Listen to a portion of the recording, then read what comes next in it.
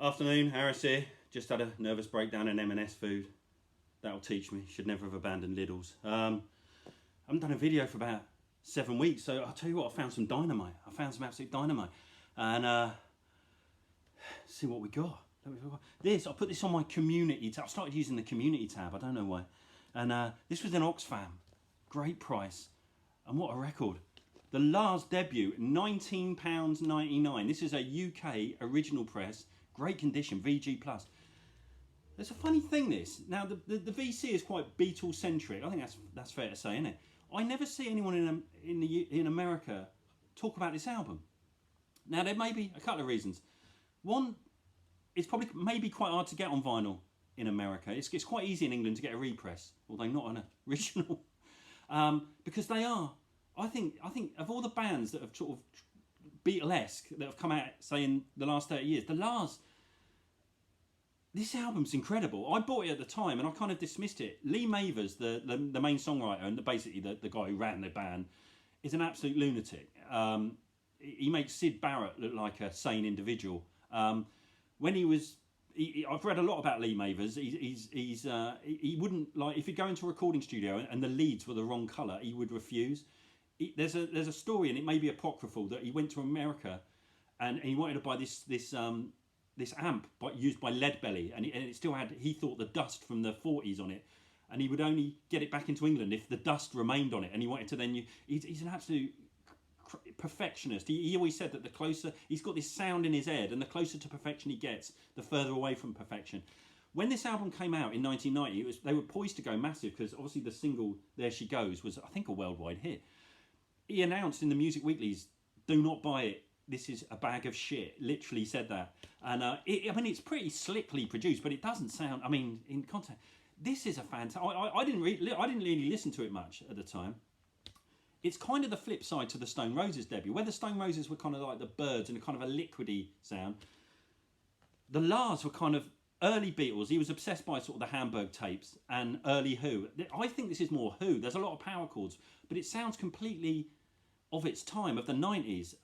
It's a marvellous album. I've been listening to it 10, 20 times, and Son of a Gun, I Can't Sleep, Timeless Melody, There She Goes, Doldrum, Way Out. It's just, apart from the Stone Roses, I think this is my favourite 90s guitar record. It's absolutely brilliant. If you haven't heard it, and I think most people know this inside out, don't they? But I don't know if in America this is that well known, but it should be. I assume it is, but like I say, it may be just because it's the availability on vinyl is maybe a tough call. But yeah, put your Jellyfish records to one side, and this is the absolute nuts, this. And yeah, it really reminds me of the early Who. 65 power chords, a lot of it does anyway, but yeah, really pleased to get it for essentially 20 quid. And I think normally a UK original press goes for about 50, 60 now, but yeah, brilliant stuff, brilliant stuff. If you can find their Live at the BBC CD or album, get that, because slightly rawer production. Speaking of the Stone Roses, I've got these at the record fair. I'm really pleased to get these. The two 12 inches, Made of Stone, She Bangs the Drums. A bit like the Smiths 12 inches, John Squire artwork as well. A bit like the Smiths 12 inches, amazing B-sides. She Bangs the Drums has got, I think, the Stone Roses' greatest ever moment, and the greatest song the Byrds never wrote, which is Mersey Paradise, which is my favourite Stone Roses song ever. Along with Standing Here, which we kind of foreshadowed the John Squire's sort of moving into Jimi Hendrix territory, but I think that was the acceptable side. Where it all went wrong was the next album, The Second Coming. But yeah, he goes sort of peak Hendrix on that one, and it's brilliant. And also, I got Made of Stone, which has got the fantastic B-side Going Down, and one of their backwards tracks, Guernica, which I love their backwards tracks. My favourite is Simone, where they literally just take the first song on the 12-inch and then whip it backwards and then mumble over it. But I love them. I think they're fantastic. And I paid a few bob for those, but not too bad. I think they came in at about an average of 15 quid each. But considering that the Stone Roses debut album is sonically a little bit off, to hear them on a 12 is fantastic. This is a great one. Again, on my community post, I put that I'd gone to Wilton, LSD Records, Pound Shilling Pence Records. And there's an album I've been looking for 30 or 40 years. And it ain't the greatest album in the world, but it's got one of my favourite ever songs on it. And the album's about 50 to 70 quid to get hold of. And the album is Curtis Mayfield's something to believe in. Now you can tell that this didn't sell because at some point in England it was 99 pence, less than £1, and it's been in the cutout bins as well. The reason that I think this record goes for a lot of money is, one, they probably didn't press a great deal because it didn't sell many. I don't think it sold a lot, and it clogged up warehouses.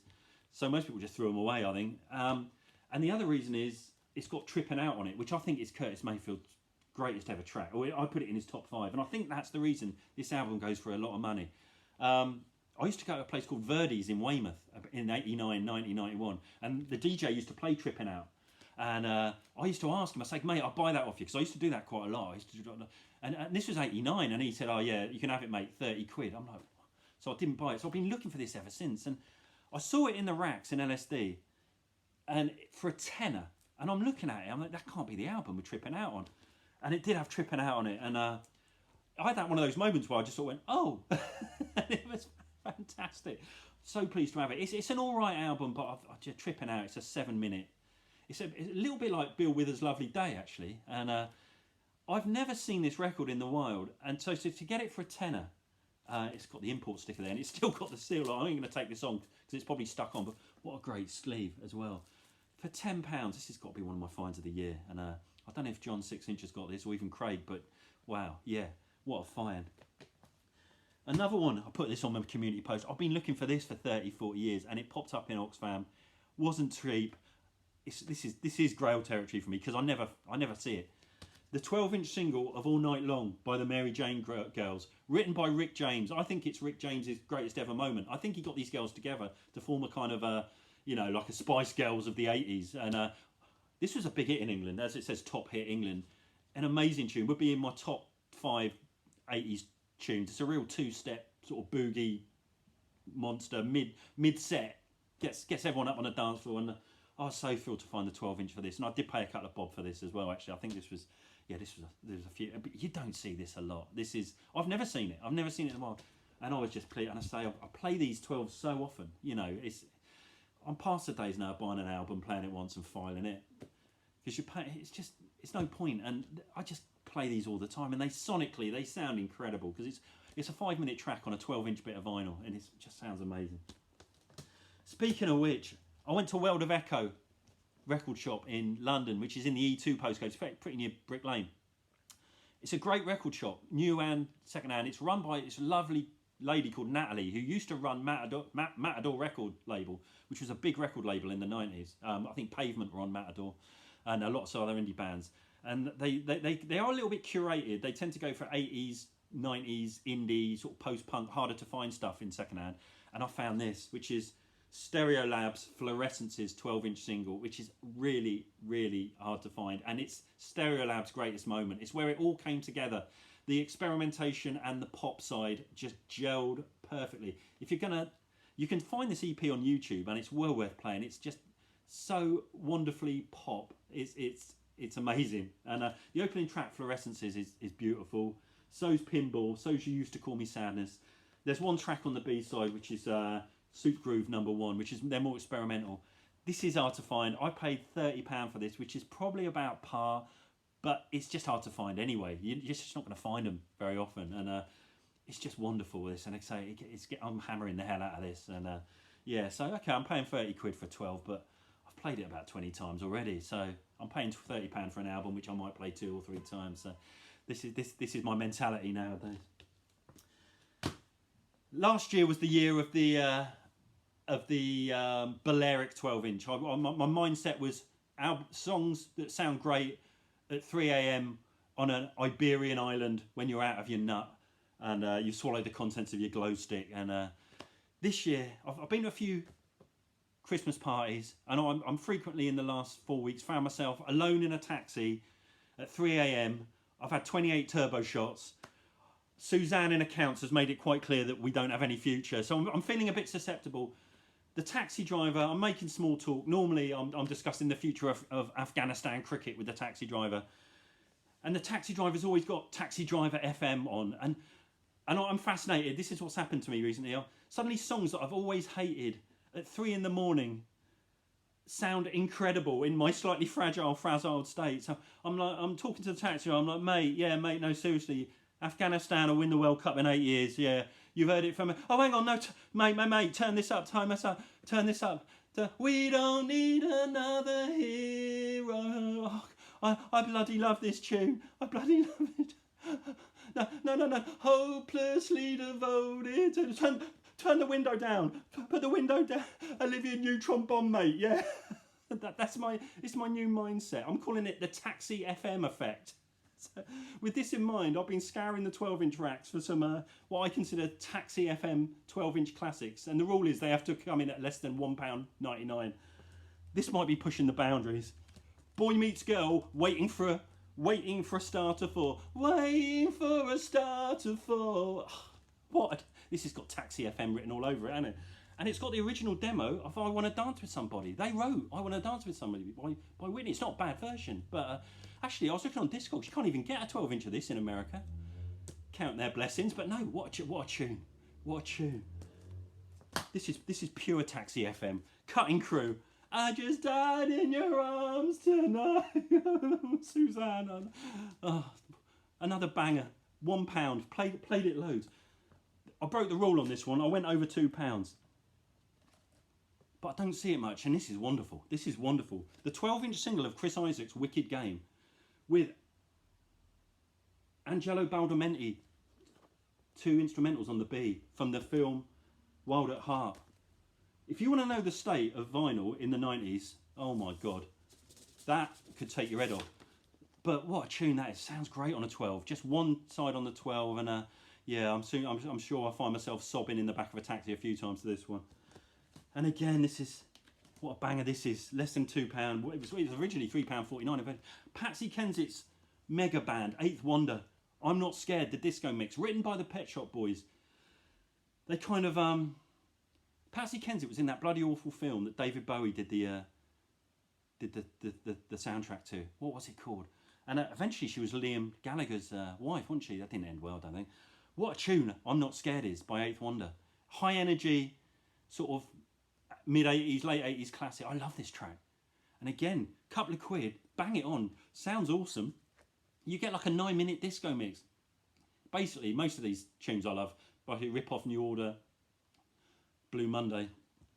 It's fantastic, this. Fantastic. This is a bit of a treat to myself. One of the sort of things about Britpop in the 90s, people say it made guitar music huge, but actually it made dance music and trip hop music huge in England. So you had, you know, The Prodigy, The Chemical Brothers, Fatboy Slim, Underworld, Left Field, Massive Attack. These bands were just Faithless. These bands were just huge. You know, would sell mega albums. And trip hop became massive. And I think the absolute be all and end all of trip hop. And this CD, I used to, all my mates would have this. And if you went back home after a party and someone was playing this, you think, oh shit, everyone's skinned up. The Kruder and Dorfmaster K&D sessions. Basically, Kruder and Dorfmaster are 2 Austrian producers who've only put out 1 record themselves. But you've got to think of them a bit like Lee Scratch Perry or King Tubby in terms of reggae. They did the same to sort of trip hop scenes or 90s bands. They used to take the original song, rip it to pieces, and just turn it into these sort of amazing horizontal trip hop tunes. So, for instance, you've got an 11-minute version of Depeche Mode's Useless on here, which there's a lot of sort of Fender Rhodes, and they add their own sort of jazzy drums, gurgling keyboards, vocals, just clips of vocals coming in and out. This is the CD album, which sold a lot in '98. I looked on Wikipedia; it sold about half a million over Europe. This is the 22-track CD split over 5 discs. It's got the worst packaging in the world. This is wonderful, and it's not for everyone. And the first time you hear it, you think this is crap because it's kind of very loungy. A bit of not a lot happens, but I love the CD and I love it now, and I've been playing it, and it is one for. It's another 3 in the morning job, really, but. Yeah, Kruder and Dorfmeister, this is £72, so this is a present to myself. But the original vinyl came out on 4 bits of vinyl, and that's like I looked on Discogs, and you can pretty much only get it American. It's like $300. So, yeah, a bit of a treat to myself. And, yeah, Kruder and Dorfmeister, the K&D sessions. So, it's fantastic. Thanks for watching my videos over here. Really appreciate it. It's Christmas tomorrow. Christmas for me is a day to be endured rather than enjoyed, and I'm sure a few of you might feel the same. So if you are in the same boat, I'm with you, and we'll get through it together, and I'll see you all, if not before New Year, next year, and stay safe, and yeah, thanks for watching my videos. It's really appreciated. Thank you so much.